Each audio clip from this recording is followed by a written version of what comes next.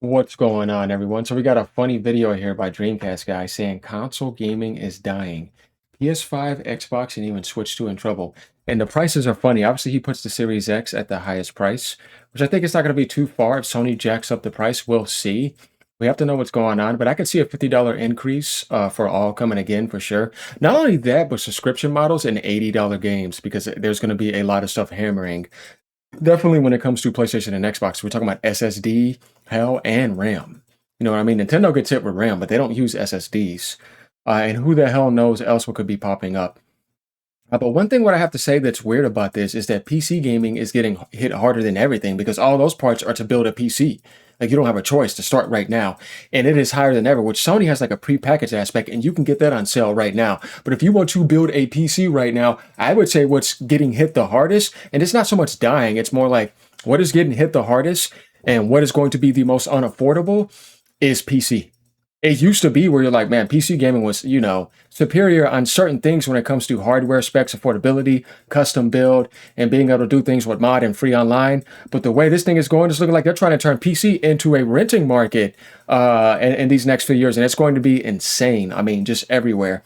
So, yeah, that's my thing with this. And PlayStation 5 just set a new record in Europe. So what do you mean dying? It's still selling very well. Nintendo Switch is holding all the records still so far, and I think it's going to keep that record for a while. So I don't know how that's dying.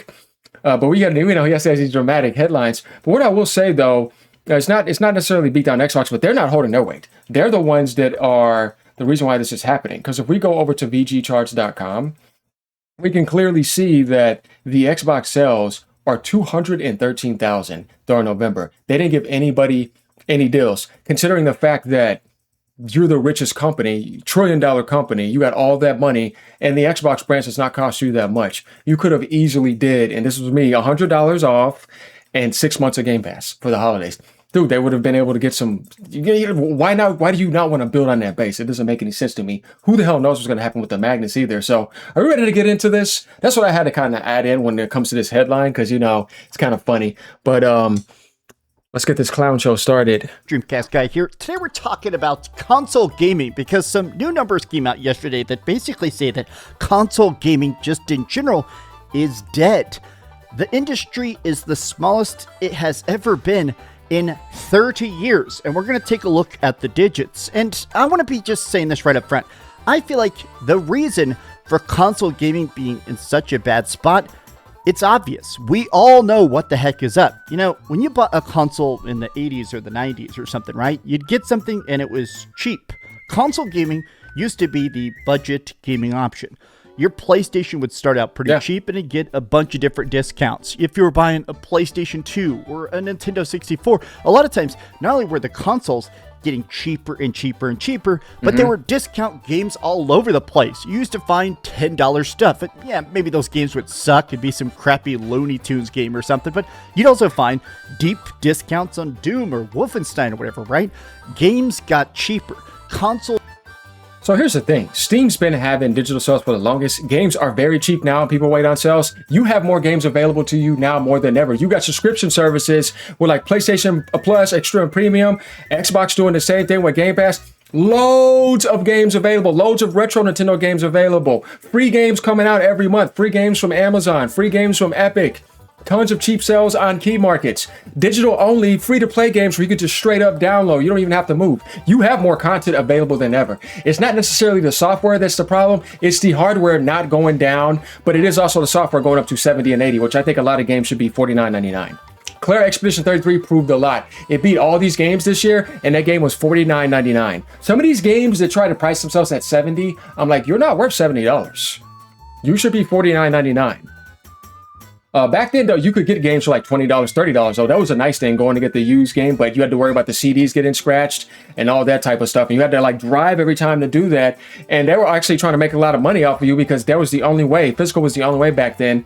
So they would take and give you back a little bit, even if you just got it, and then resell it for higher. They were constantly screwing over the consumer, whereas digital, you don't have to worry about wasting gas, you don't have to worry about scratches, and you can just get it, and it's always there. The only thing that sucks is them trying to limit your digital ownership, which Ubisoft started big time too, which I don't like, and they got their karma. Look at them, they're dead in the water.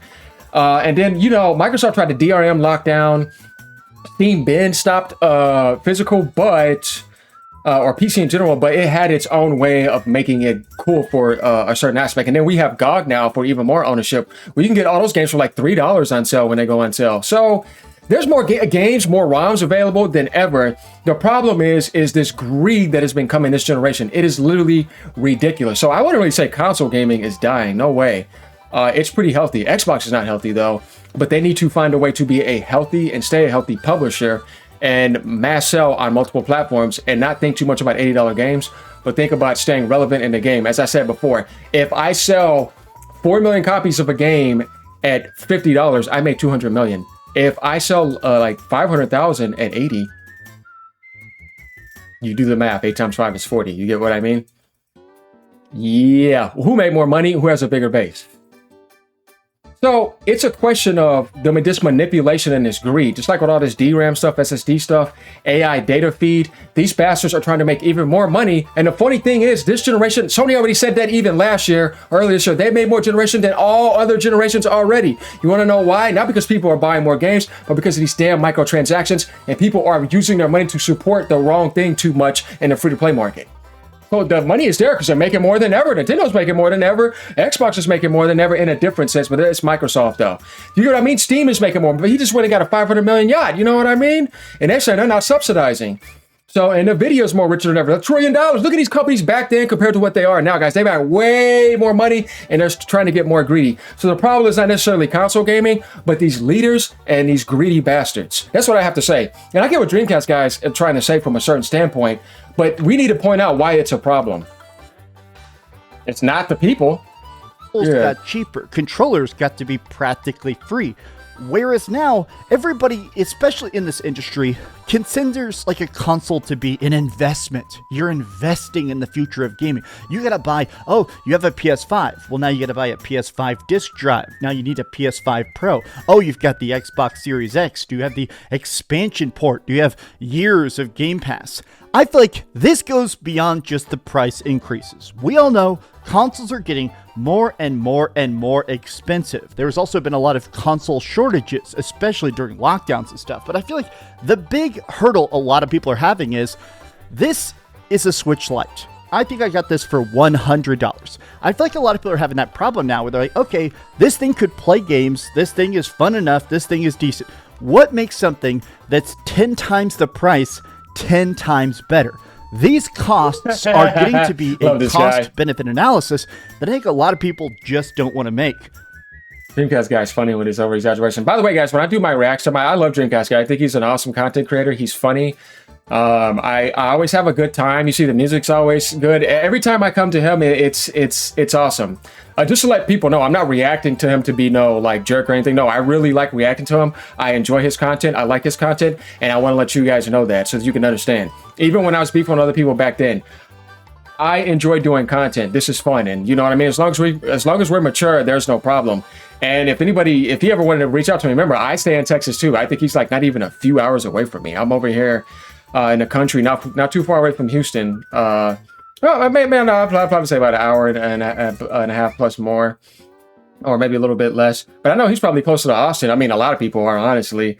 A lot of big content creators in Texas are over there.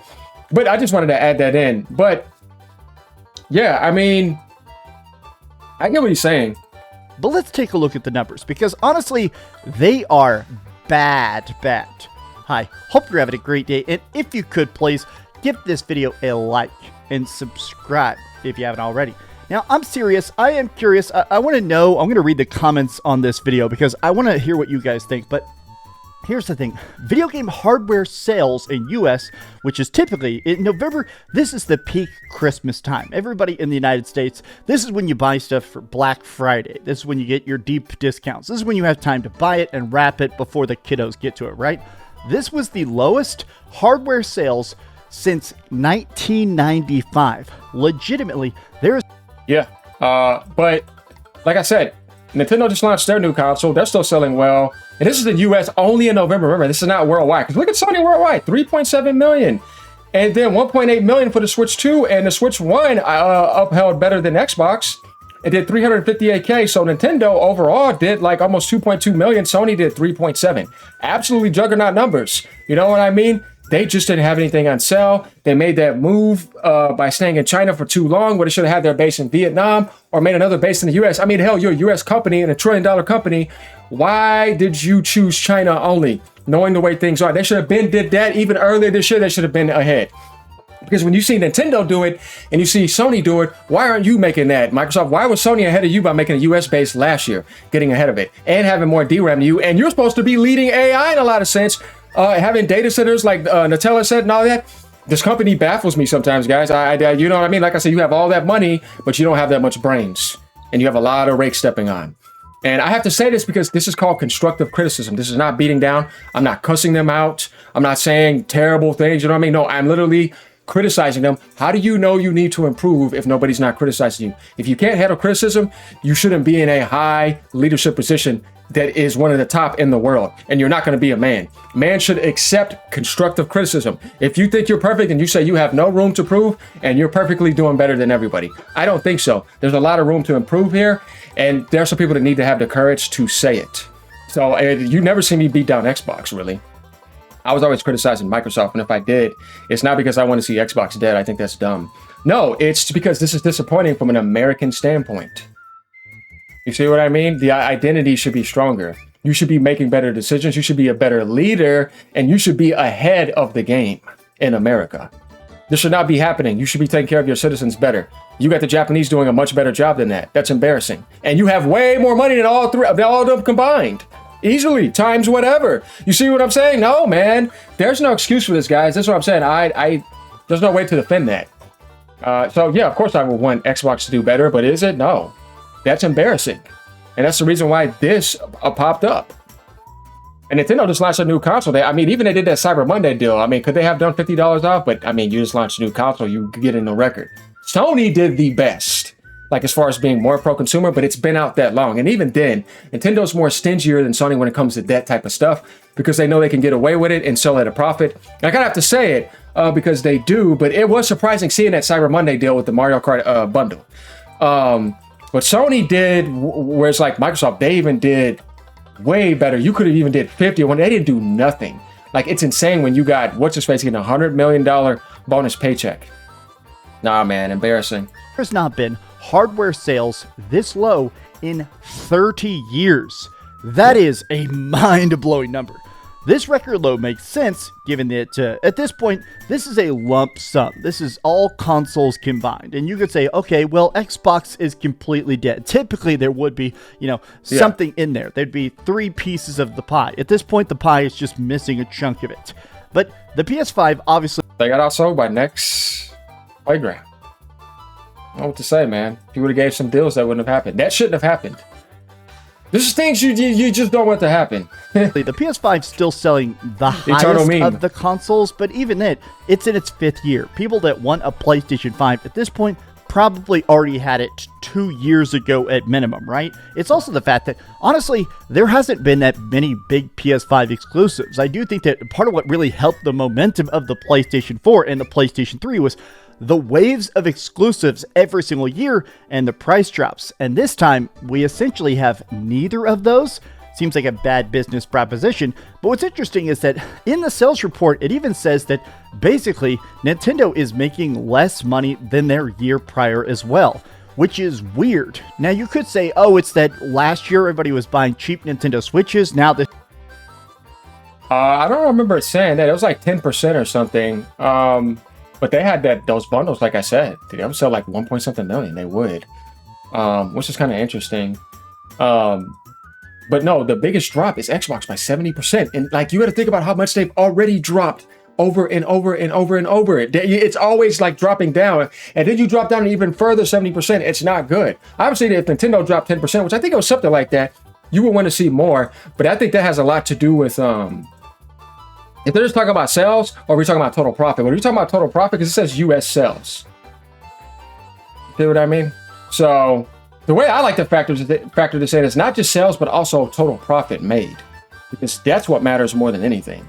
I mean, sure, that number can look nice. Like, why do you think the next Playground even sold when it sold? It didn't do anything because they didn't make that much profit. It's like, what, $250? That's it. What are you going to buy with that? What accessories? What software? You know what I mean? Yeah, I mean...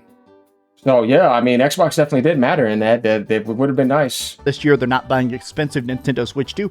But it is weird that just in general, people can't afford or just aren't getting Switch 2 hardware. It had a decent launch, but after that, people just stopped buying it. The Switch 2 is the fastest selling console of all time. It holds all the records, though. That was just that month because Sony had insane deals. What do you want them to do? What do you think about it? I mean, I don't understand why people say stuff like that because it's like... I didn't mean to do that. It's like, dude, it's 1,800. You know what I mean? That's 1.8 million. The problem is down here. And even with this combined in, that's pretty much fine. But if they would have done a deal, though, they could have probably cracked close to what Sony did. But worldwide, console gaming is fine. I don't see a problem, guys. I really don't. And then after that huge peak, it's still kind of dipping down. I think the elephant in the room is the price increases of people having less disposable income for luxuries with inflation. That is definitely a problem. Big enough effect in this case. Very surprised to me given Switch 2 was on sale for a good period of time. And everybody's kind of talking about that. This chart, I think, really illustrates it. This is the cost of consoles over time, and this is the sales of consoles over time. So you can see there is an inverse correlation. As prices go up, look at this. Even the lowest end consoles are $400 now, right? So it's like, look at this. It's just ridiculous watching the chart go up and up and up, and sales go down and down and down. Look at that.